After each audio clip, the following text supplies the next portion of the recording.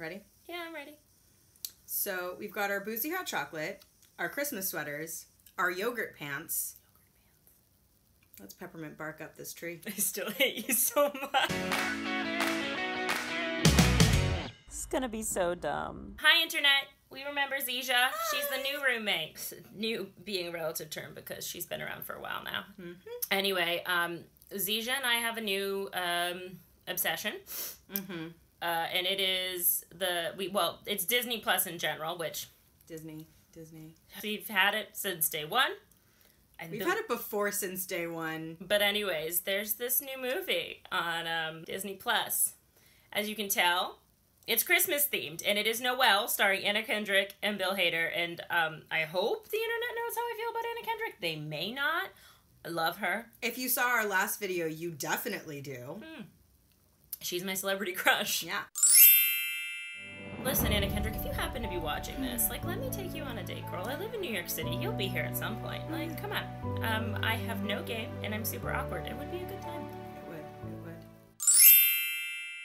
I'm in love with her public persona. I have no idea what she's like in private. Spoilers. This will not be a spoiler-free review of this film. Close to being spoiler-free. I think this movie's very important. Yeah. I think it's an important movie. Things are starting to fall, so I'm just gonna... Bye, ears. Bye. My biggest critique. Please. This is a Christmas movie starring Anna Kendrick, and she hardly sang. She barely...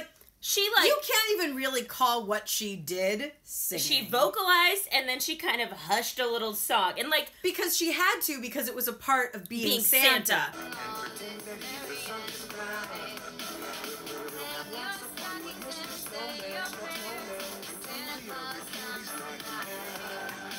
One of the most frustrating things about the fact that she doesn't sing is that according to elf rules and logic of spreading Christmas cheer, which is what her job is as the daughter of Santa Claus, Anna Kendrick does not really sing during this entire film. And yet, the best way to spread Christmas cheer is singing loud for all to hear. How does that not... How? That's literally probably the I think it's the only thing that biggest critique we have for this film. Yeah.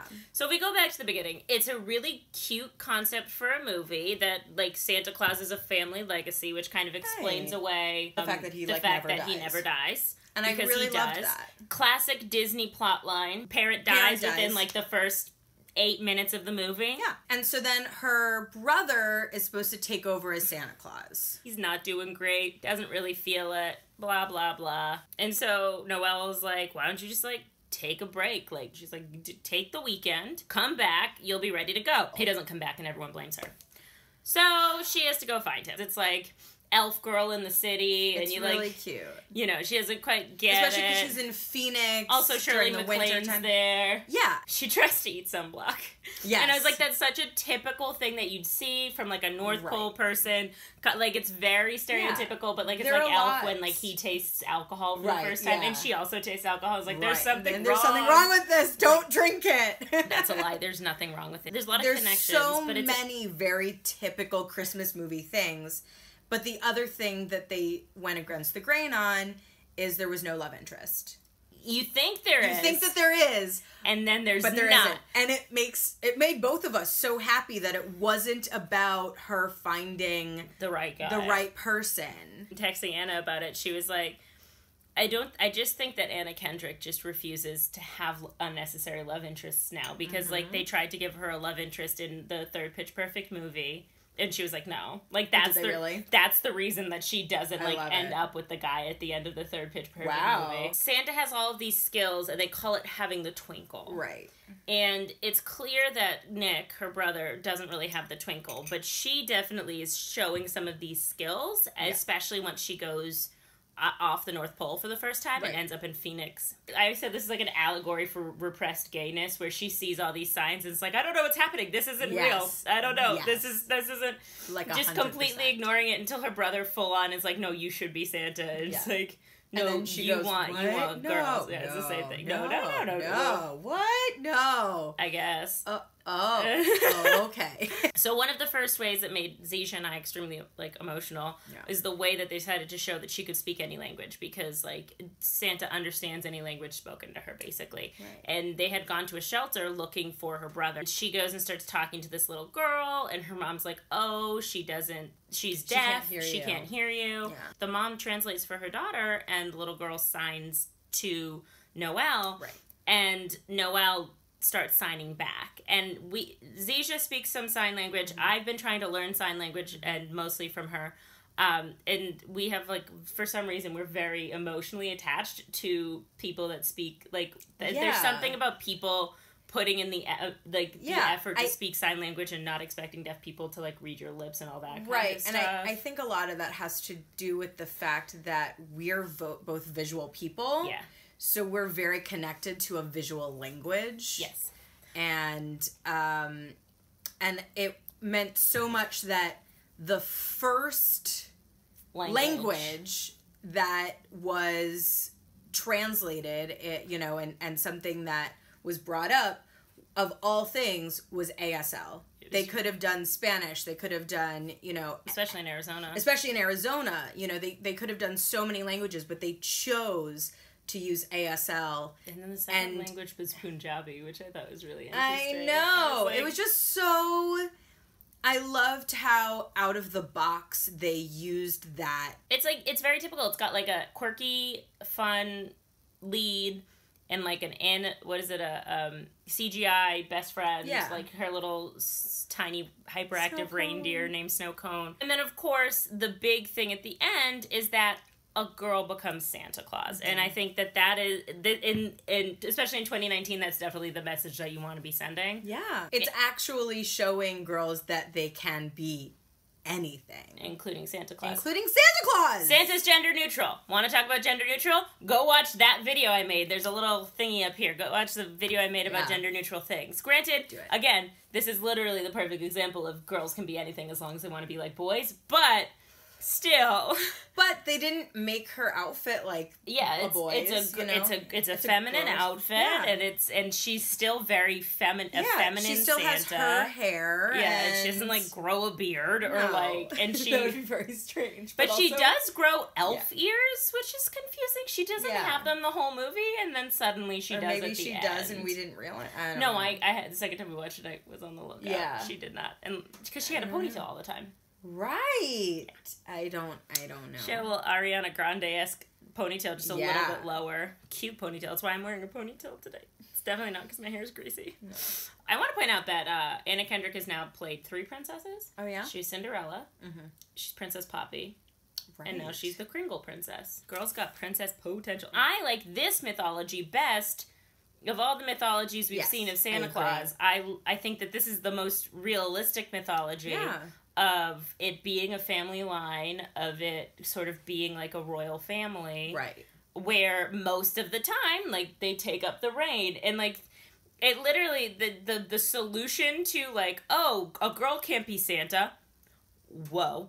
Our favorite moment probably in the whole movie is just an extra, like an elf extra, who, when one of the elder elves says...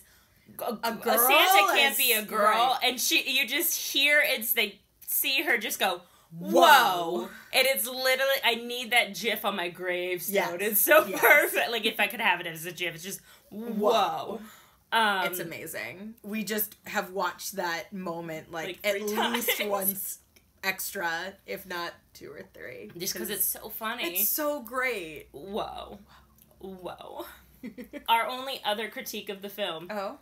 Billy Eichner is unsettling when he's not loud and gay. Weird. Very unsettling. It is very weird. It's not... I'm very uncomfortable with Billy Eichner when he's not loud and gay. Good on him for actually, like, being good at acting, right? Oh, right. Like, yeah, no, totally. It's very unsettling. It's very unsettling not hearing him be loud and gay. Also, I was going to say the other thing, before we get to the end, the other thing I really liked, granted, the royal family is white, but... there is a very diverse cast. Like there's like a bunch of all the elder elves are different races. The Santa's helpers, which are a great little bit there too. Group, like an a cappella group that follows Santa around. A little nod to Anna Kendrick and if everything only else she was singing. And so the man and the child that you think is going to be her love interest in New Child, which I also love that they made the kids like almost like a perfect, he could be the next in line to be Santa kind of thing. Like really like adorable, leaning into you thinking that they're going to end up together and then she being like, get out of my sleigh. Yeah. Like, when am I going to see you again? Once a year. Like, you'll see me on Christmas. You'll see me on December 24th. Yeah. And they were not white, and I just thought that was very smart and like it was very conscious casting. Yeah, very much like Disney trying to rewrite their history, not rewrite their history, but to correct their like remake their image and kind of correct their image a little bit more to really appreciate it. What I found very moving and what my friend Anna found very moving was her speech about what Christmas is and about how Christmas is for the sad people and the lonely people. I love that because it gives you hope. But it doesn't. This movie doesn't shove it down your throat. Yeah. Be like, you have to be happy in order to like Christmas, and like you have to give all the perfect presents, giving the presents of love and understanding. Yeah, and iPads. iPads. But also look at the bottom. Oh yeah, I forgot about that too. So Shirley MacLaine plays Noelle's nanny, and she's she's like who goes with her to Arizona and stuff. And she has one line that I literally wrote down because she says, "Once a nanny, always a nanny," and I was just like, oh, yeah. Because that's so me. Like, I still, anytime I'm around children, even over Thanksgiving, my cousins now are almost 10 and almost 13. Most of the time I tried to like not do the nanny thing, but there was one point when we were trying to get out of the house and they were fighting over an iPad, and I came upstairs, there was no other adults around, and I was just like, boys, cut the crap. I'm taking the iPad, go put on your shoes and jackets and get downstairs in the next 2 minutes or you're staying here. I was just like, cut the shit. I love it. And with them I can curse or like curse a little bit because they're a little bit older. They're my cousins and their dad curses, and like I'm the cool cousin still, even though I'm the disciplinary cousin. Like Sammy still tells me I'm his favorite. Like he says it in front of the rest of the cousins. This time around he goes, Jen's my favorite cousin, and then his mom goes, Sammy, and he goes, well, I love them all. And I was just like, I know I'm your favorite, it's fine. He's the baby. I didn't read Roger Ebert's full review, but the one thing he said is this kind of is reminiscent of like a VHS you would pull out of a white shell case or like a Disney Channel movie. It's very cute. It's cheesy, but like in a good way. Yeah. And like most Disney Channel movies, well casted, well directed. It does, it flips the script. A little bit, yeah. Just enough to be different. Like it's definitely just different enough to hold your attention. Obviously, we've given away a lot of the plot points, but it's also most of the plot points we gave away are kind of predictable, except for maybe the fact that she doesn't have a love interest at the end. Yeah. Like everything else, like obviously she's the one who's going to end up being Santa. Right. Like it's not like there's any mystery to that. You see that right at the beginning. She literally says, I want to do everything you do. But she's like totally accepting of like, no, Nick is Santa, but I want to pick the toys and drive the sleigh and do all these important things. And he's just like... I would say we give Noelle... What do you give it? Like... I'm trying to think of something clever. Like 9 out of 10 baubles? You give it 9 out of 10 baubles? 9 out of 10 baubles. I give it about 8.5 out of 10 candy canes because, honestly, I need her to sing. Yeah. I could use... she needed to sing. I agree. 8.5. 8.5. If she had sang, I would have given it 9.5. Yeah. Because, like, there's very little else you can complete. I know. As a typical... Do you know how many fucking Hallmark movies they make that are exactly the same for Christmas?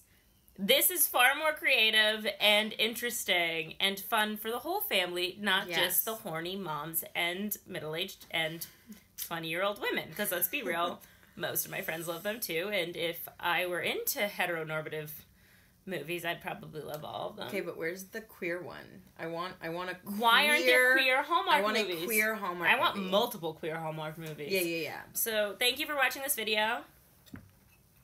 If you have Disney Plus, definitely recommend watching Noelle. Totally worth your time. I'm probably going to watch it at least once or twice a week from now until Christmas because it's just fun. I mean, we already watched it twice this week. We've already watched it twice. Yeah, we're gonna watch it at least one more time. At least one more time.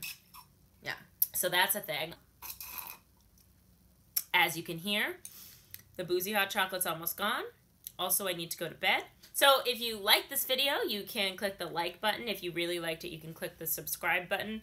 Let me know what your favorite Christmas movie is in the comments below. Let me know if you've watched Noelle. If you haven't, watch it.